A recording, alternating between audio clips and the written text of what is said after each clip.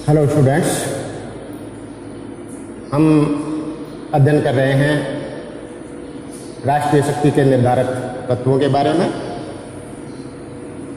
अभी तक हमने देखा कि किस तरह से गैर मानवीय तत्वों के अंतर्गत भूगोल और प्राकृतिक संसाधन एक राष्ट्र को शक्तिशाली बनाते हैं। भूगोल के अंतर्गत उस देश का क्षेत्रफल, उस देश की जलवायु, उसकी स्थलाकृति, उसकी अवस्थिति, इन सब चीज़ों का उस पर प्रभाव पड़ता है। प्राकृतिक संसाधनों के अंतर्गत हमने देखा कि एक देश के पास कितना खनिज पदार्थ है, कितना खाद्यान्न उत्पादन करने की उसमें क्षमता है, कितना उसके पास कच्चा माल है। ये जिस देश के पास जितने भी अधिक होंगे वो देश उतना ही अधिक शक्तिशाली होगा। आज हम अध्ययन कर रहे हैं राष्ट्रीय शक्ति के निर्धारक तत्वों का, जो मानवीय तत्व हैं।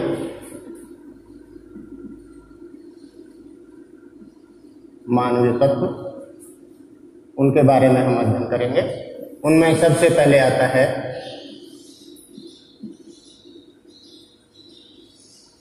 जनसंख्या। जनसंख्या किस तरह से राष्ट्रीय शक्ति के स्रोत के रूप में काम करती है, उसका क्या महत्व है, इस बात को लेकर विद्वान अभी मतभेद है विद्वानों में।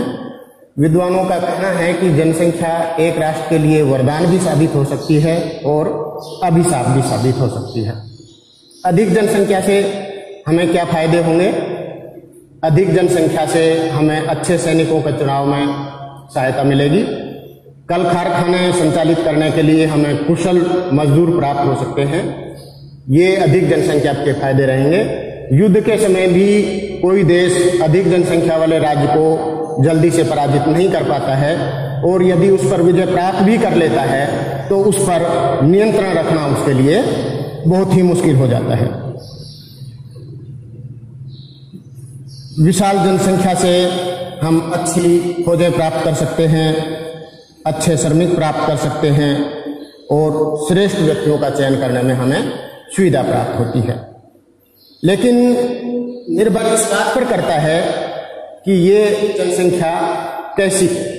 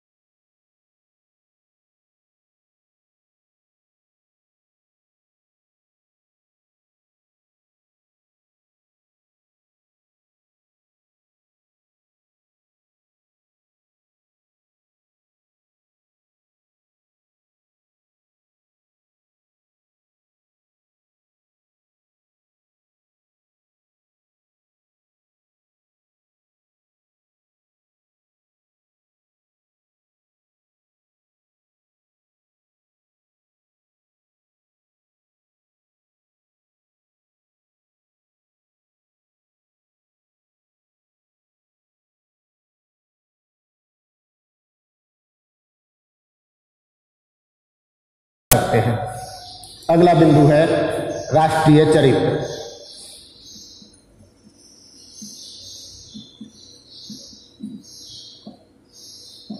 राष्ट्रीय चरित्र, राष्ट्रीय चरित्र शक्ति का एक अमूर्त, सूक्ष्म तथा मानवीय तत्व है, लेकिन प्रत्येक देश के निवासियों के लिए का राष्ट्रीय चरित्र जितना उत्तम होगा, वो राष्ट्र उतना ही अधिक शक्तिशाली होगा।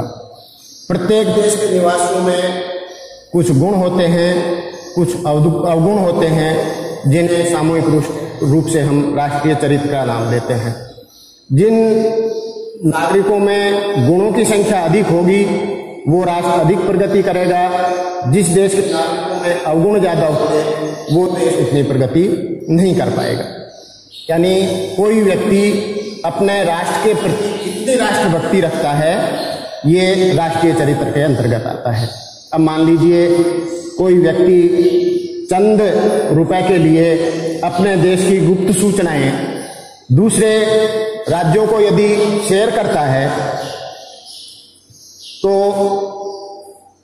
उस राष्ट्र की जो आंतरिक सुरक्षा है वो खतरे में पड़ जाती है।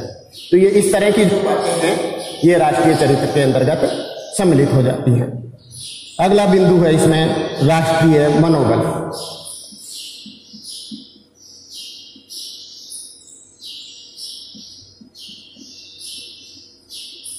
राष्ट्रीय मनोबल, राष्ट्रीय मनोबल राष्ट्रीय शक्ति का एक प्रभावशाली तत्व है। राजनीति के संदर्भ में मनोबल पूरे राष्ट्र का सामूहिक मानसिक दृष्टिकोण है, जिससे वह अपनी सरकार की नीतियों को हितकर मानकर उनका समर्थन करने के लिए तत्पर होता है।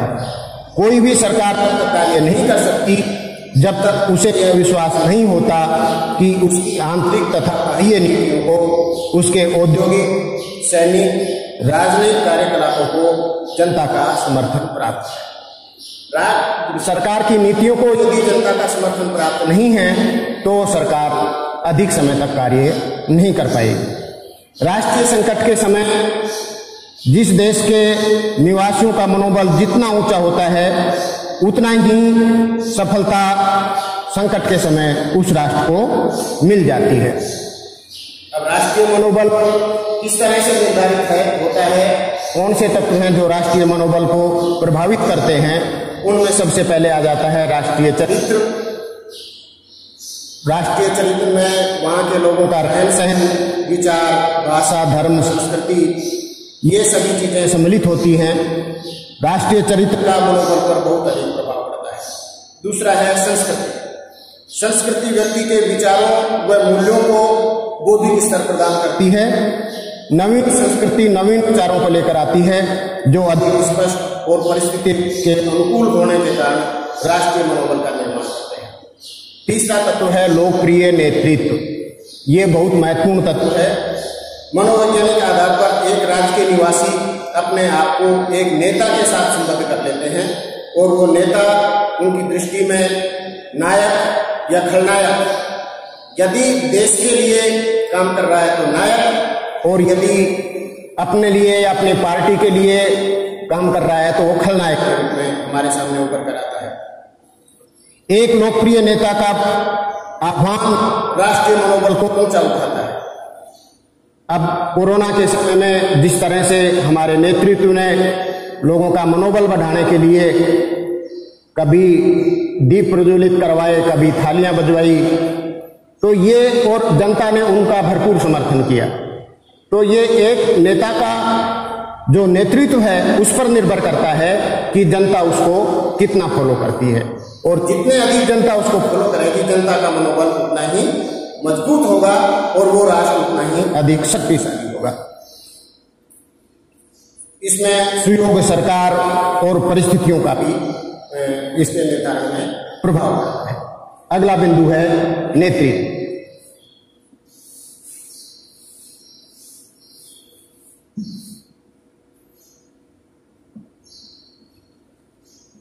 नेतृत्व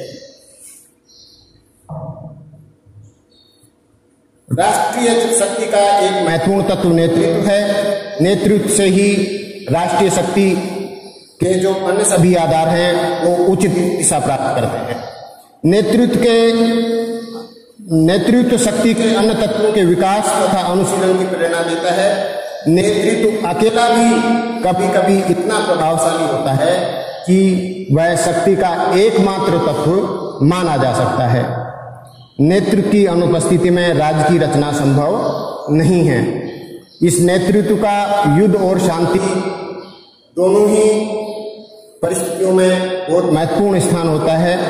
शांति काल में भी एक देश का राजनीतिक नेतृत्व राष्ट्र की शक्ति के निर्माण में ठीक वही योगदान देता है जो युद्ध काल के समय में सैनिक व्यूह रचना का होता है।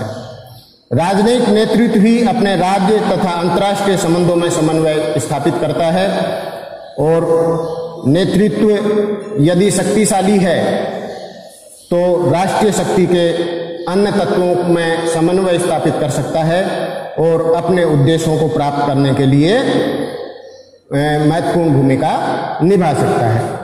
नेक्स्ट बिंदु है इसमें कूटनीति,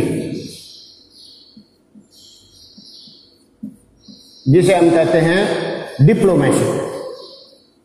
कूटनीति, डिप्लोमेसी। अंतर्राष्ट्रीय संबंधों का संचालन विदेश नीति के द्वारा किया जाता है और एक सुनिश्चित, सुसंबद्ध और तर्कसंगत विदेश नीति का होना बहुत जरूरी है। विदेश नीति को ठीक तरह से लागू करने का कार्य कूटनीति के द्वारा किया जाता है, डिप्लोमेसी के द्वारा किया जाता है। हम अपने राजदूतों को दूसरे देशों में अपने दूतावास स्थापित करते हैं, अपने राजदूत भेजते हैं जहां वो हमारे देश का पक्ष समय समय पर प्रस्तुत करते रहते हैं। यदि मनोबल राष्ट्रीय शक्ति की आत्मा है तो कूटनीति उसका मस्तिष्क है। यदि कूटनीति का दृष्टिकोण दूषित है, उसके निर्णय गलत हैं और उसके निश्चय कमजोर हैं, तो भौगोलिक स्थिति के तमाम लाभ, खाद्य पदार्थ, कच्चा माल, तकनीकी, सैनिक, विशाल सेना, ये सभी चीजें एक राष्ट्र के लिए उतना अधिक योगदान नहीं दे पाएंगी। और यदि किसी देश की कूटनीति मुखर है, निर्णय लेने में सक्षम है, वो राष्ट्र उतना ही अधिक ताकतवर, शक्तिशाली होता है। अगला निर्धारक तत्व है औद्योगिक क्षमता।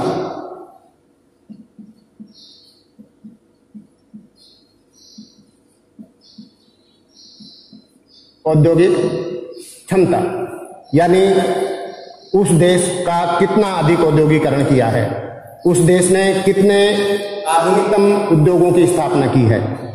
यदि किसी देश के पास पर्याप्त कच्चा माल है,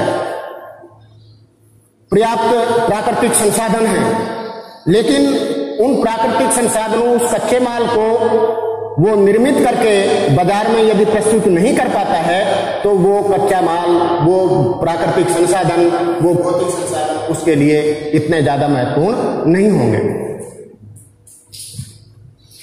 तो औद्योगिक विकास जो राष्ट्र जितना अधिक करेगा, वो राष्ट्र उतना ही अधिक शक्तिशाली होगा।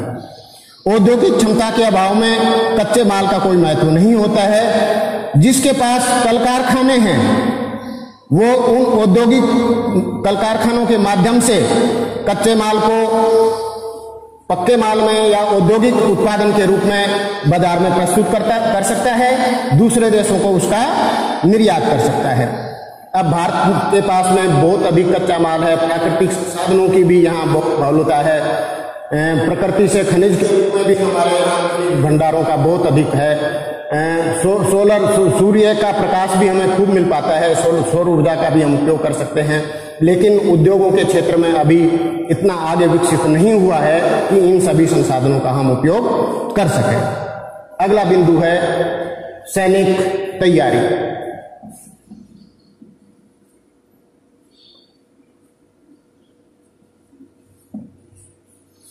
सैनिक तैयारी एक राष्ट्र की को मजबूत बनाने के लिए बहुत आवश्यक है, क्योंकि कहावत है कि भय बिन प्रीत नहीं, भय के बिना प्रीत नहीं।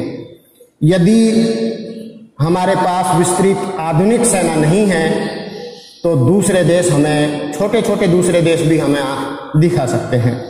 सैनिक तैयारी का अर्थ है उस सैनिक संगठन को तैयार करना जो विदेश नीति के पालन में सहारा प्रदान करने में सफल हो। बिना एकदम तैयार सेना के कूटनीति की वही स्थिति होती है जो बिना वाद्य यंत्र के बजाने वाले संगीत की होती है। और यही कारण है कि आज हर देश विभिन्न तरह के आधुनिक सैनिक साजो सामान की खरीद करता है या उनके उत्पादन के लिए अपने ही देश में प्रयास करता है। वर्तमान में सीमा पर भारत चीन का जो विवाद चल रहा है, उस विवाद में भी दोनों देश अपनी अपनी सैनिक तैयारियों के माध्यम से एक दूसरे देश पर मनोवैज्ञानिक प्रभाव डालने का प्रयास कर रहे हैं। चीन जहां युद्ध अभ्यास कर रहा है, वहीं भारत भी अपने आधुनिकतम हथियारों को सेना पर पहुंचाने का कार्य कर रहा है। तो ये सैनिक तैयारी भी एक देश के राष्ट्रीय शक्ति को निर्धारित करने में महत्वपूर्ण योगदान प्रदान करते हैं। धन्यवाद।